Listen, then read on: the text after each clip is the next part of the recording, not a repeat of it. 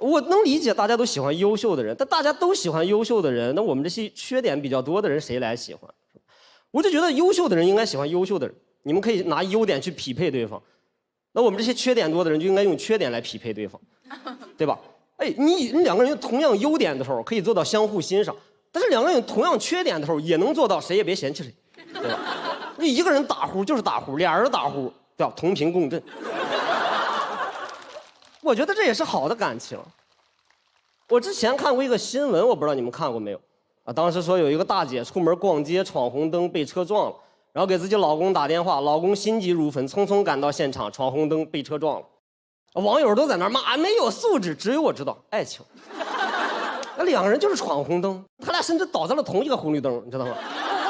我看那个新闻的时候，我就哎呦，太浪漫了，你知道吗？这泰坦尼克号跟他俩有什么区别？就是交通工具不一样嘛。你把人换一下，说的台词都是一样的。Rose 优壮嘛，爱壮嘛。之前谈到过一次这样的恋爱，我前女友就是这样的人。我前女友跟我一样，缺点很多。我俩都是喜欢抽烟喝酒的人。我俩认识都是在网吧认识的，打游戏认识的。哎，我觉得网吧真的是一个特别好的相亲、谈恋爱、约会的地方。你可以在网吧里边看到你另一半最真实的样子。你就带他打2把排位赛，这排位赛输了骂人，素质低；排位赛输了不骂人，段位低。我跟我前女友一个素质低，一个段位低，是吧？我俩属于一见钟情型的，打2把游戏很开心，晚上就约会，找了一个烧烤摊说喝点酒，啊，聊得非常开心。通过聊天我发现他跟我一样，不光喜欢抽烟喝酒，啊，什么不爱工作。啊，不爱学习，爱上网，不爱做饭，躺在家里点外卖，我都开始幻想我俩结了婚以后一块瘫痪在床上的样子了，你知道吗？后半夜的时候喝酒喝多了以后聊那个天，跟聊得乱七八糟的，我就问他，我说你平时有什么爱好啊？他说数学。我说数学也太小众了，高等数学嘛，他说15、20。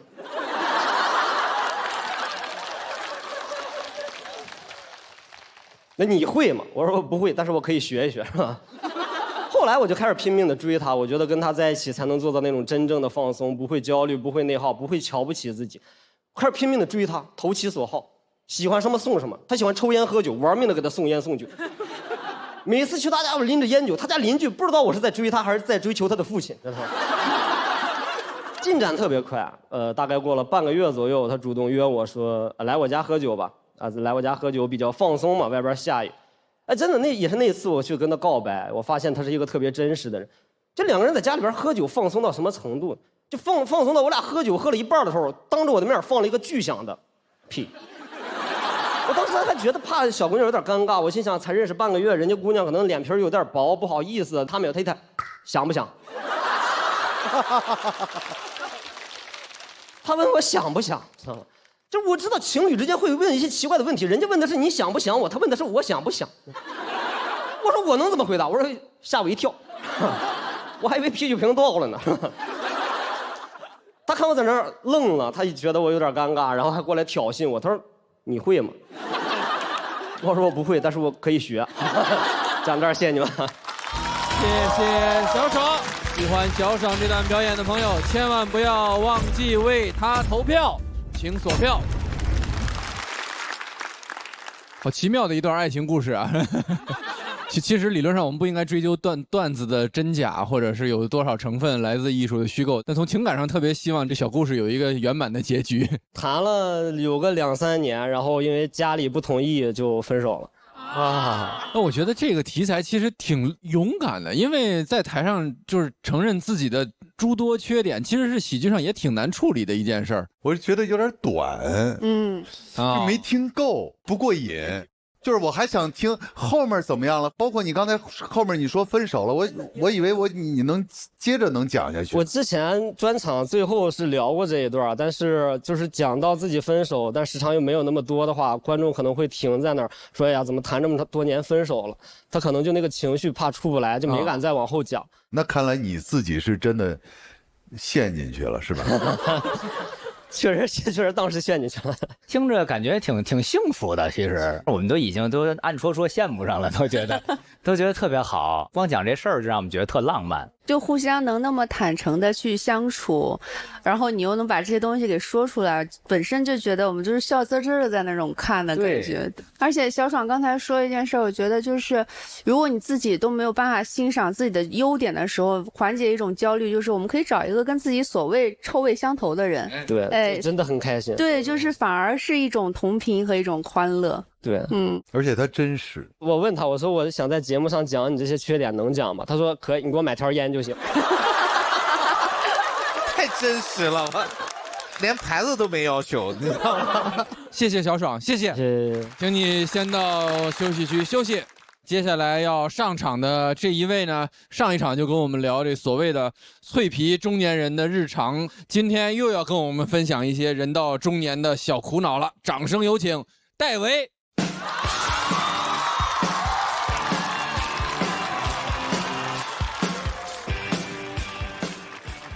Hello， 大家好，我是戴维，我今年已经37了，这整体状态就是迷茫。都说40不惑，我现在是惑，真的时代发展太快了，感觉每天都在飞来横祸。自媒体我就看不懂，也跟不上。你知道前几年就脱口秀演员开始做自媒体，把自己演出视频发到网上，当时我觉得他们都疯了。你这么搞，谁还会买票？然后付航就火了。我真的反应太慢了，刚学会写内部梗，付航都已经不来了。我最近才想明白这个事情，还是得做自媒体。但赛道已经很拥挤了，在考虑做团播。会跳的不多，有一点机械舞的基础，想模仿春晚机器人，刷一个礼物，讲一个段子。大概就是这样。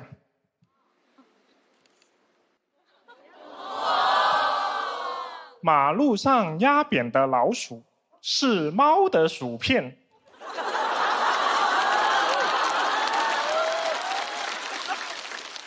想到趁春晚这个点都已经端午了，真的跟不上这个时代。我感觉怎么我越长大要学的东西就越多，然后现代人的生活也没有在变简单。逼得我整个人变得很叛逆，停车费不会积分抵扣，我就付原价。每年退税算不清楚，你就扣吧。去看病医疗保险填不明白，那不看了。我真的受不了，而且我自己事情还没学明白，小孩的事情已经摆到我面前。之前给我小孩报小学，我以为填个申请表就好了，结果又是公众号、小程序，又要电脑网页，我连那个报名入口我都找不到。我都开始怀念传统社会了。传统社会，我只需要带小孩去给校长磕个头就可以了。那小孩还要打疫苗。我对疫苗所有的理解就是，只要小孩吃过糖丸，胳膊上有疤，哭得足够惨，那就齐活了。我小时候主要是靠感染一次，自己产生抵抗力。我小时候也没有水痘疫苗，没有关系，我有同班同学。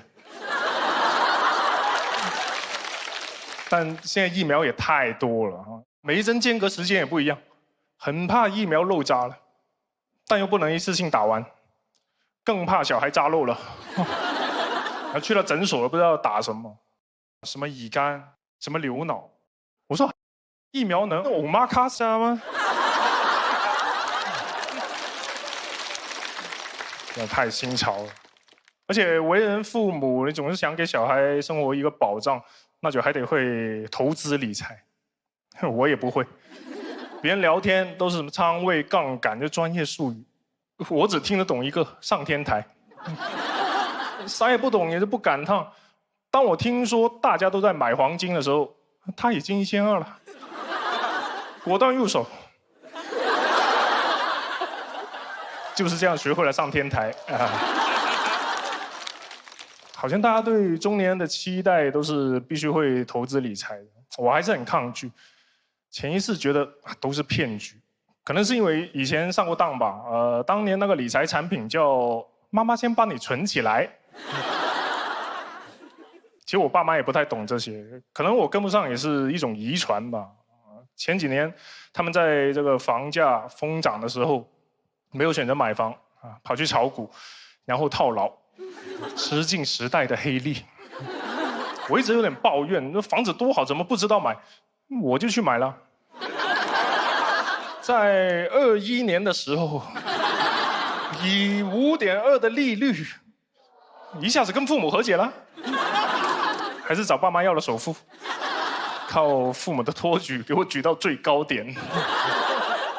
总是跟不上，就会一直在踩坑，然后在坑里面学习。我适合在秦朝当读书人。我怀疑秦始皇他也是学不过来，所以才会掀桌。难学，那就都别学了，烧了吧。但如果非要说跟不上有什么好处的话，那就是有人会说我有少年感。他们不知道我清澈的眼神来源于无知。你懂得不多，不敢教别人，就没有爹味。那我从来不说让我来考考你，我都是答案能不能借我抄一下？从来没有教过别人，今天也是第一次啊！衷心建议各位年轻人好好学习，好好发展，然后答案借我抄一下啊！谢谢大家，我是戴伟。谢谢戴维，喜欢戴维这段表演的朋友，千万不要忘记为他投票，请锁票。谢谢戴维，谢谢各位。这是真实的困惑很多哈。对，总感觉自己跟不上，学不会啊，反应比较慢。到这把年纪，好像好多东西处理不好。你的那个焦虑，就是其实也是我们的焦虑，就是因为真的是太快了，快到就是你得系上安全带，要不然你会被甩出去的那个节奏。所以说，你中年37就中年了。您说呢？